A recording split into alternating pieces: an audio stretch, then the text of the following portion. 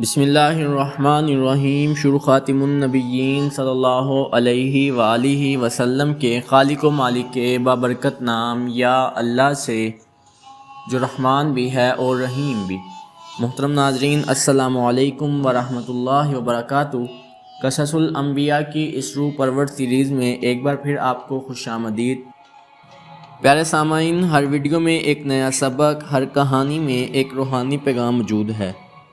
اگر آپ بھی جاننا چاہتے ہیں کہ انبیاء کرام کی زندگیاں ہمیں کیا سبق سکھاتی ہیں تو ابھی ہمارے چینل کو سبسکرائب کریں اور ایمان کی روشنی حاصل کریں. فآمن لہ لوط وقال انی مہاجر الی ربی انہ هو العزیز الحکیم. تو لوط اس پر ایمان لایا اور ابراہیم نے کہا میں اپنے رب کی طرف ہجرت کرتا ہوں، بے شک وہی عظمت و حکمت والا ہے. سامعین، آگ بجھ چکی تھی مگر ایمان کی روشنی ابھی باقی تھی. وہ آگ جو ابراہیم علیہ السلام کو جلانے کے لیے جلائی گئی تھی اب ایمان کی مشعل بن کر دلوں میں روشن تھی. قوم ہکا بکا رہ گئی. جنہیں یقین تھا کہ ابراہیم علیہ السلام خاک ہو جائیں گے، انہوں نے دیکھا آگ گلزار بن گئی اور ابراہیم علیہ السلام کے چہرے پر مسکراہٹ تھی. نمرود کے دربار میں خاموشی چھا گئی. اس نے سوچا جسے آگ نہیں جلا سکتی اسے کون مار سکتا ہے؟ مگر ابراہیم علیہ السلام جانتے تھے یہ قوم اب بھی ہدایت سے دور ہے.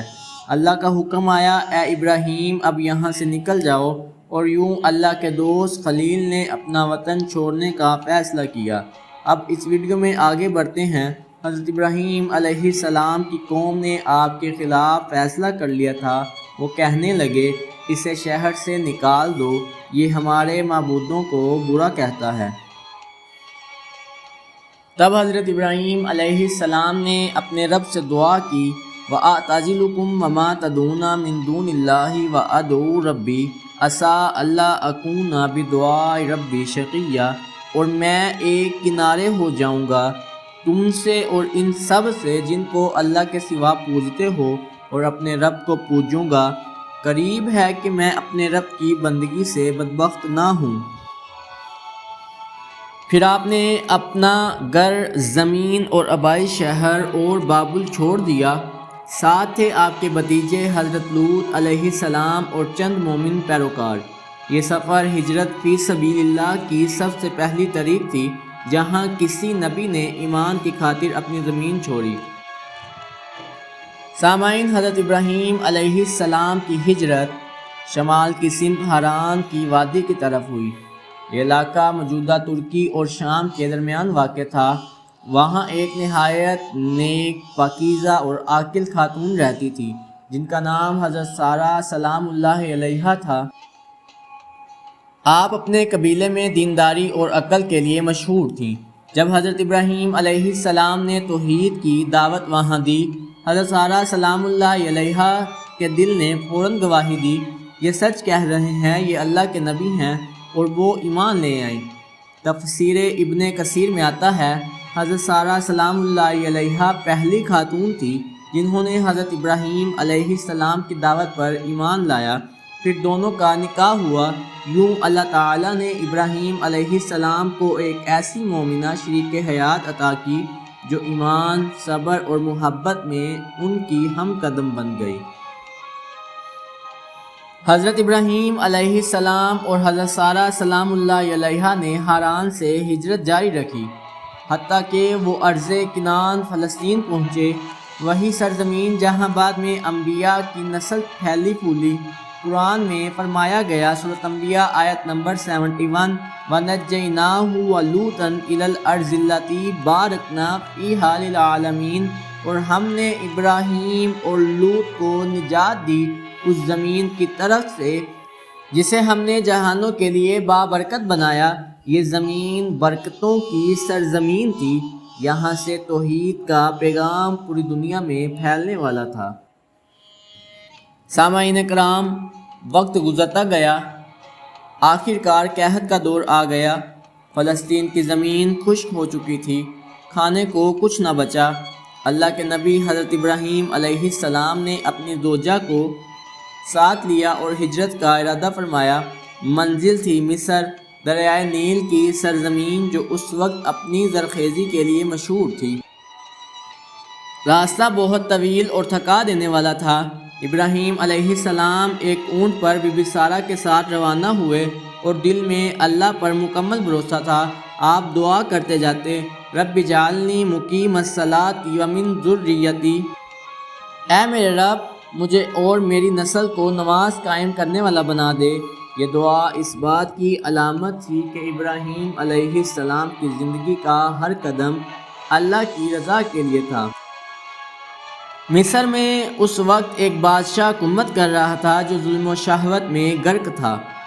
طریق و تفسیر میں اسے فرعون مصر یا نمرود کا پیروکار کہا گیا ہے۔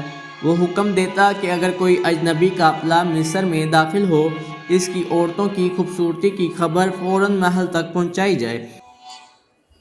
جب ابراہیم علیہ السلام کا قافلہ داخل ہوا، محل کے کرندوں نے اطلاع دی، ایک شخص آیا جو نہایت خوبصورت عورت کے ساتھ ہے۔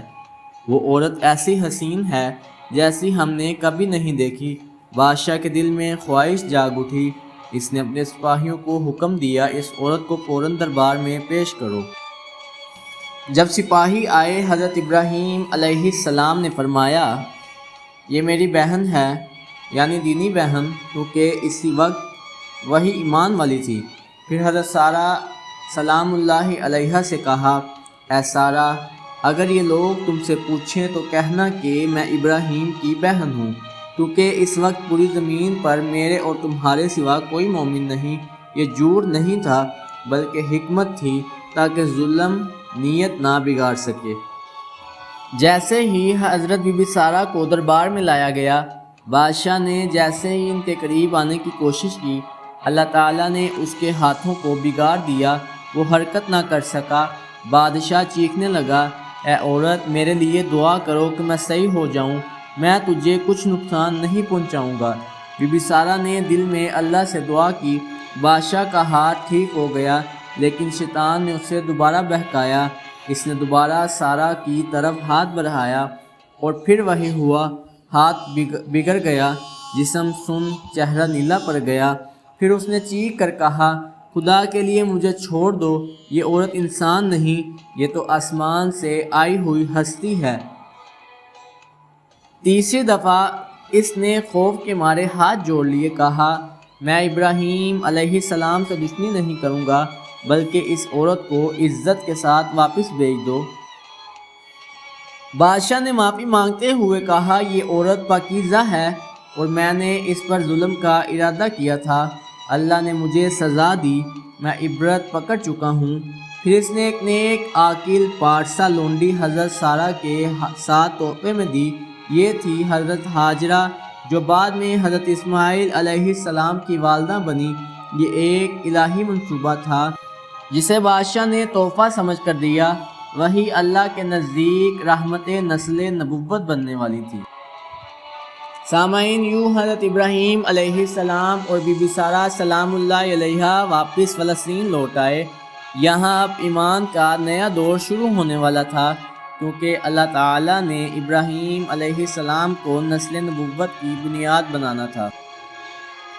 حضرت بی بی سارہ سلام اللہ علیہا نیک پارسا اور صابرہ تھیں۔ انہوں نے بی بی ہاجرہ سلام اللہ علیہا کو خوشی سے اپنے گھر میں جگہ دی اور انہی کی نسل سے نبی آخر الزمان صلی اللہ علیہ وآلہ وسلم تشریف لائے۔ صوفیہ اکرام فرماتے ہیں، ابراہیم علیہ السلام کی ہجرت صرف زمین کی نہیں تھی، دل کی بھی تھی۔ انہوں نے اپنے رب کی رضا کے لیے ہر رشتہ، ہر تعلق چھوڑ دیا۔ حضرت داتا گنج بخش رحمۃ اللہ تعالیٰ علیہ فرماتے ہیں، جب بندہ اللہ کے لیے گھر چھوڑ دیتا ہے تو اللہ اس کے لیے دلوں میں گھر بنا دیتا ہے۔ یہی وجہ ہے کہ حضرت ابراہیم کو خلیل اللہ کہا گیا، یعنی اللہ تعالیٰ کا دوست۔ حضرت ابراہیم اور بی بی سارہ اور بی بی ہاجرہ کی زندگی اب فلسطین میں سکون پانے لگی تھی، لیکن ابھی اللہ تعالیٰ کا سب سے بڑا امتحان باقی تھا۔ سورۃ بقرہ آیت نمبر 124۔ جب رب نے ابراہیم علیہ السلام کو چند باتوں میں آزمایا اور وہ سب میں پورے اترے۔ سامعین، یہ تھی ہماری آج کی ویڈیو۔ اگلی ویڈیو میں ہم دیکھیں گے حضرت ہاجرہ اور حضرت اسماعیل مکہ کی وادی میں ایمان کا امتحان اور زمزم کا معجزہ، جہاں محبت، صبر اور توکل مل کر دنیا کی سب سے مقدس وادی کو جنم دیتے ہیں۔ اگر آپ کو یہ ویڈیو پسند آئی ہو تو لائک کریں، سبسکرائب کریں، شیئر کریں، کمنٹ میں درود پاک لکھیں۔ السلام علیکم ورحمۃ اللہ وبرکاتہ۔